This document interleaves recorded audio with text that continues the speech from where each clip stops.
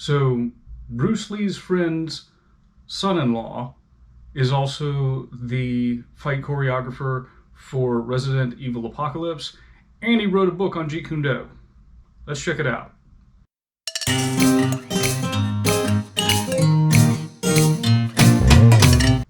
Hi guys, my name is Joe, and welcome to my channel, Fighting Words, the Martial Arts Library, where I review martial arts books and talk about other martial arts related subjects. The book I'm going to be reviewing today is Jeet Kune Do, The Principles of a Complete Fighter, written by Ron Balicki and Dr. Stephen Gold from 2000. Of the authors, Mr. Balicki is the one who stands out the most when it comes to martial arts. You know, as I mentioned in the open, he is Dan Inosanto's son-in-law. He's been studying martial arts since the 60s. He started studying with Dan Inosanto in the early 80s. You know, he has a slew of certifications in Jeet Kune Do, Wing Chun Kung Fu, various Filipino martial arts. He studied Shuto under Yori Nakamura. He's studied a lot of stuff, you know. He's a pretty well-known instructor in his own right. He has a number of instructional videos. He's worked with law enforcement. Outside of that, he was in law enforcement actually starting in Illinois, and then he was a bodyguard when he first came to California. He was a bodyguard for the likes of Steven Seagal, Queen Latifah, Will Smith. He's been involved in the movies. Sometimes he's had bit parts. Most of the time he's done stunts. He's done stunt work on things like Alias and Buffy the Vampire Slayer. And as I mentioned again in the intro, he was the fight coordinator for Resident Evil Apocalypse. So he's kept himself busy in that aspect as well. Now, Dr. Gold in the martial arts world, he has a contribution in particular to this book, which we will get, you know, toward the end. He may have been brought on as someone who has had writing experience as of the time of the writing of this book. He had, I believe it was already 3 books that were published. He also had published a number of articles. His specialty seems to be business ethics and business law. So anyway, on with the book. In the intro, we get Mr. Balicki breaking down his view of Jeet Kune Do, which is strongly influenced, I'm sure, by Dan Inosanto. He goes over things like physics. It goes over things like pedagogy, you know, different methodologies. His take on the relevance of Bruce Lee's words to him and the parts that he chooses to focus on.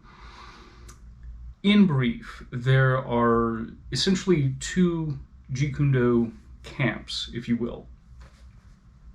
There are the people who believe that Jeet Kune Do was what Bruce Lee taught in his lifetime, full stop, and that is known as the original Jeet Kune Do camp.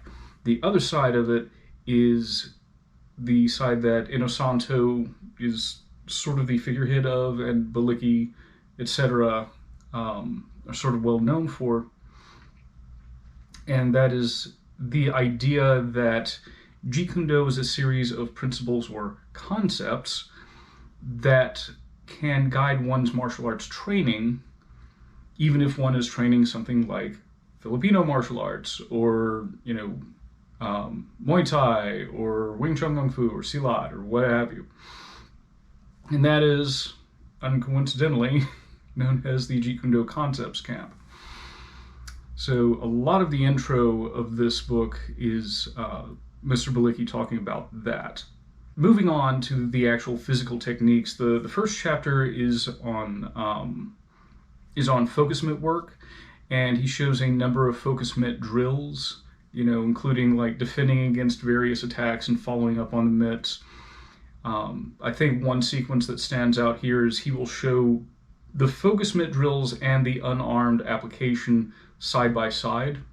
I think that's, a neat addition so that you can see, what the drill actually turns into, in application.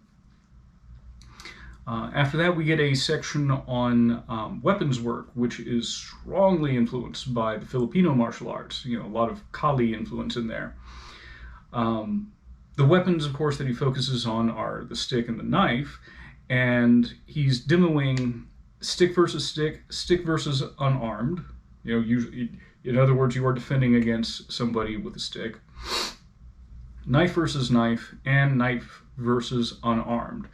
And it includes a neat little sequence where he demos the advice that everybody gives, but nobody ever shows, which is run away. There's a photo of somebody pulls a knife on you, turn around and leave.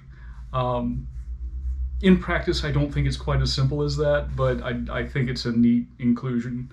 An entertaining one, to me anyway. So again, this is heavily influenced by Filipino martial arts. During this chapter, he will try to draw a link between the principles of Jeet Kune Do and the techniques of Filipino martial arts, respectfully. And I say this as somebody who's, I've trained Filipino martial arts, I've trained Jeet Kune Do, like I research all this stuff.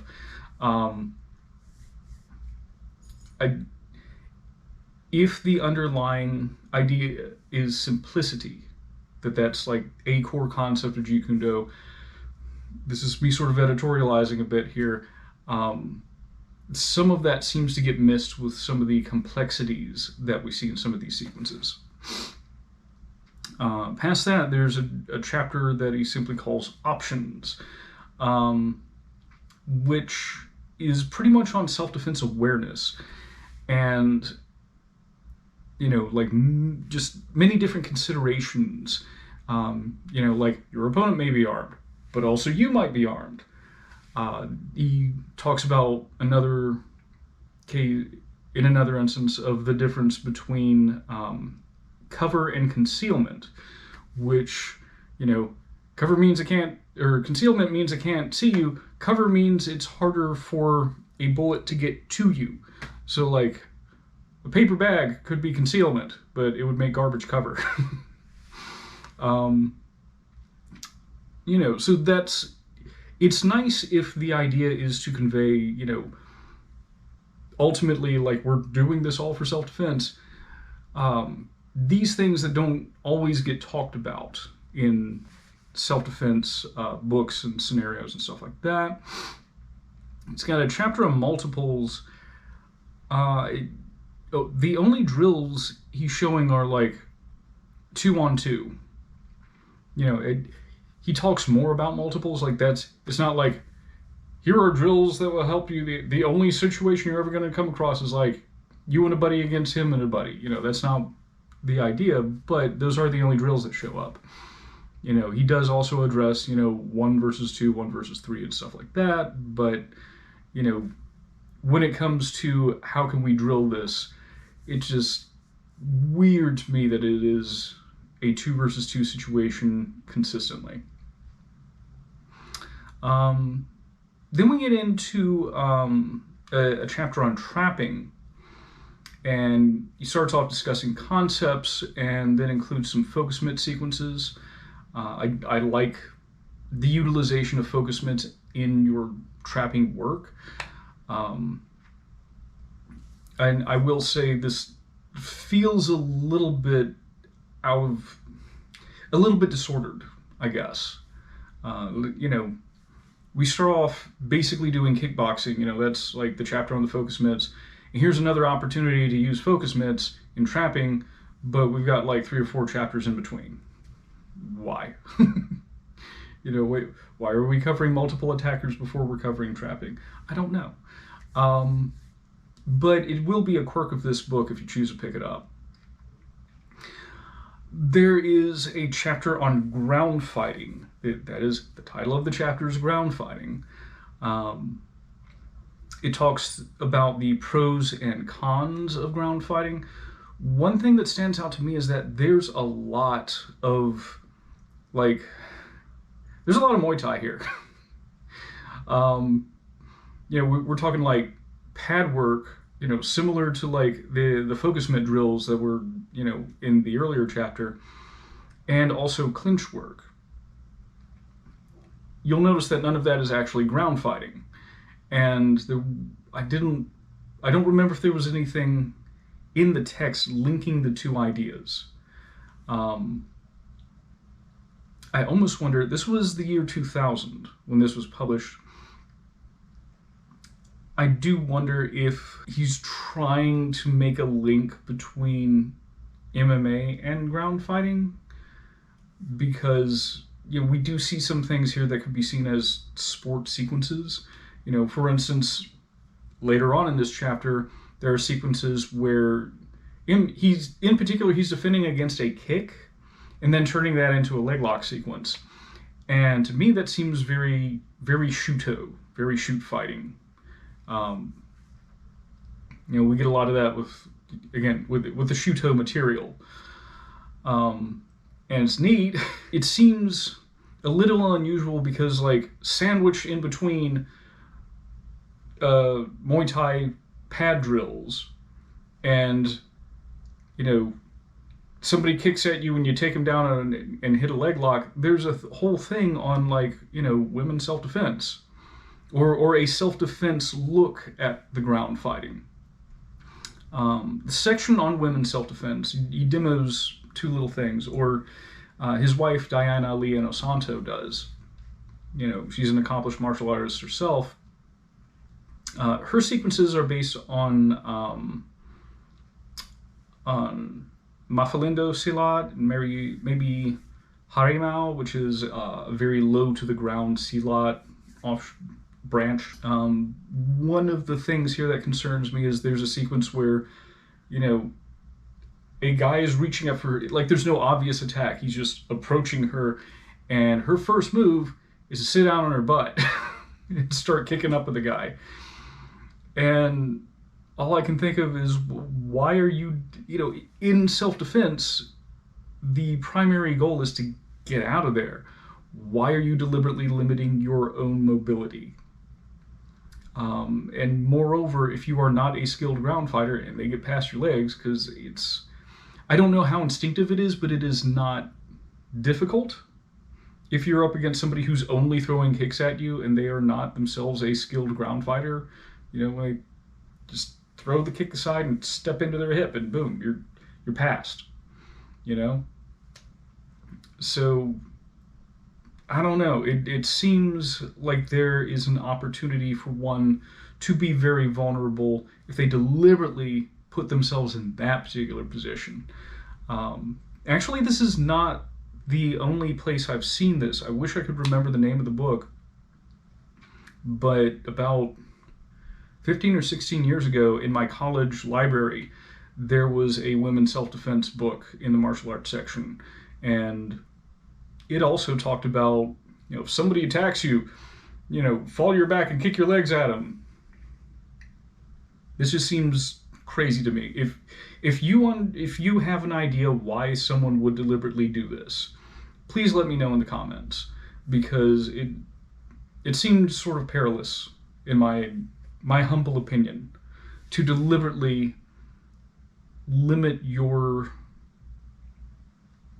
mobility and also give your opponent the high ground. Anyway, but also in there are sequences, again, in this self-defense area, that sandwich between Muay Thai pad work and taking a guy down off a kick. There's a section where that shows kicking from the ground, which in isolation I like. That's sort of included with a sequence on how to stand up from the ground, which is very important, and everybody needs to learn it. If self-defense is your thing, learn how to stand up off of the ground without getting kicked in the head. That is very important. Toward the end of that ground fighting chapter, which I've gone on and on about, he does include a couple of chokes, and again we see, I think, another influence of Shuto. The way he's doing what we would call the arm triangle choke looks very much like something I've seen from a Shuto lock flow sequence, as opposed to, the more common like katagatame version, Anyway, so overall I have obviously a lot of thoughts and some mixed feelings about that particular section. Anyway, after that, we get 3 appendices. The first one is about the use of force in self-defense, and it includes a chart, and frankly, I'm in love with that. I think we should include it. The chart shows the scaling of force and what determines whether it's too much force or not enough force. So I'm going to go ahead and put that up here. The second appendix is written by Dr. Gold, and it is on his experiences on training in martial arts when you have a disability. Apparently, his leg got very injured in a motorcycle accident. So there are things that are, in the curriculum of, as an example he uses is in Wing Chun Kung Fu, he cannot do them in the textbook manner. And, he credits Mr. Balicki with, okay, instead of doing this thing in this part of the sequence, why don't you do this to better accommodate what you're working with? And I also think that that's a good section to have in there. I don't think we hear about that enough in martial arts.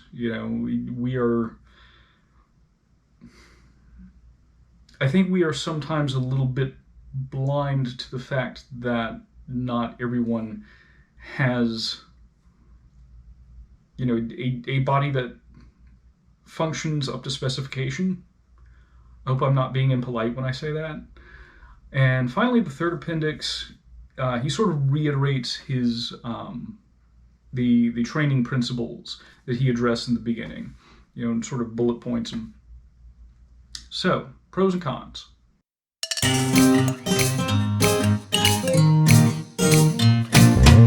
As far as the pros go, I do appreciate the concepts when it comes to training for martial arts. I think all that is good.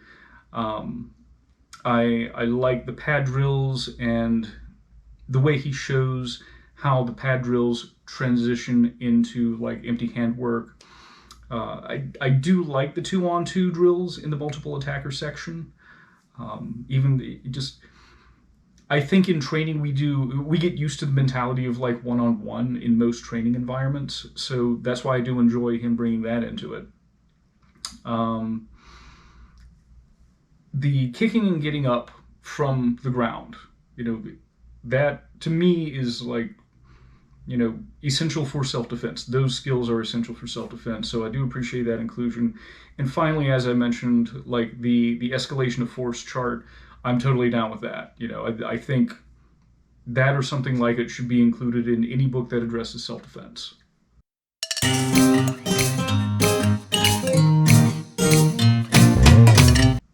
As far as the cons go, there is, at least to me as a reader, sometimes what seems like a bit of a negative tone when he's talking about other people's martial arts ideas. Mostly that comes down to the original Jeet Kune Do perspective on things, as well as, even though I don't think he name drops them specifically, but basically the Gracies, and their approach to ground fighting. And, again, as a reader, I don't know if it's necessary to include counters to arguments that are not being made by other people in your own book, right? Why are we including these sequences in here? Why are we bothering to address it? To an extent with the original versus concepts thing being such a big part of the Jeet Kune Do community. It's still argued about online. I see it all the time. I can kind of get at least addressing, some people think this, I believe this, and this is why, as opposed to, why do you feel it necessary to try to tear down their arguments in order to make your own, right? So besides that, it's a little disjointed, I'd say, especially in the intro chapter and the ground chapter. The ground chapter I've talked about extensively. Why do we have clinch fighting sequences and pad work in a chapter that's specifically on groundwork? Why do we have what appear to be sport sequences in a chapter that also includes self-defense sequences without really addressing that there are different objectives? But why? As far as the intro goes, he gets his platform to talk, and I guess he had a lot of stuff to talk about, which is fine. Some sections do not seem directly related to the section underneath. He's the author, and I think to this day this is the only book he's actually written. So, it's his prerogative to talk about what he wants.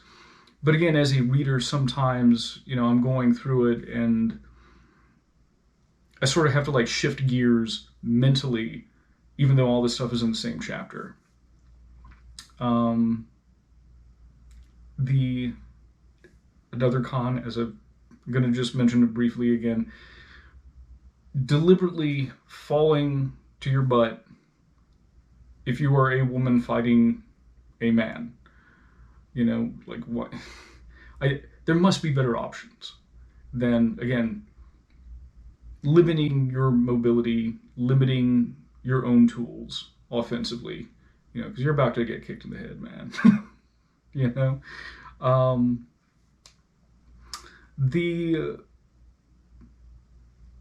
A bit of a nitpick in the multiple attacker section. I wish there had been more on one person versus multiple people. And just overall organizationally, it did seem to jump around a bit. So, my critique of the contents is pretty much comes down to, why are you falling on your butt for self-defense? And, why do you feel the need to talk crap about other people in order to get your idea? Talking crap is exaggerating, I guess, the effect that it had. But, why do you feel the need to take digs at other folks in order to get your own ideas out there? If you have an idea about what ground fighting should be, you don't need to address somebody else's idea unless you want to. That's a deliberate choice. And he made it. So, things like that. But primarily, I would say my biggest complaint is, again, just sort of how almost random and disorganized we get. We go from focusment drills to a section on weapons, to a section on self-defense, to a section on multiple attackers, and then trapping, and then on ground fighting. And the ground fighting is, again, half of it's Muay Thai, half of it, and then another quarter is on Shuto, leg locks off of kicks, and another quarter is on self-defense oriented fighting, ground fighting. So, I don't know. I just feel like it could be organized better, my opinion.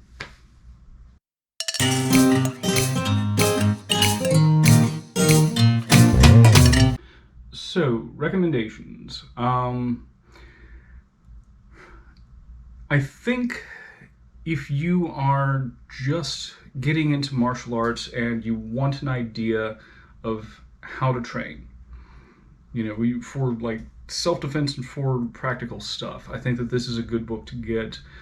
If you are getting into like a Jeet Kune Do Concepts, training camp, I think this also provides a good overview of what that particular segment of the Jeet Kune Do world, how they approach training.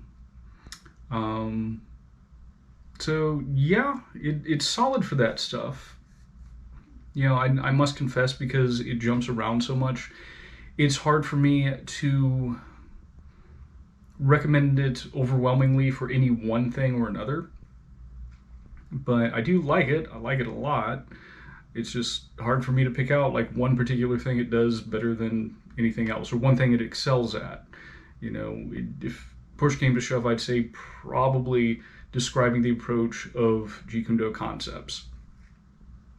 But anyway, that's all I have for this week, and I appreciate you guys tuning in, and I'll see you next week. Thank you.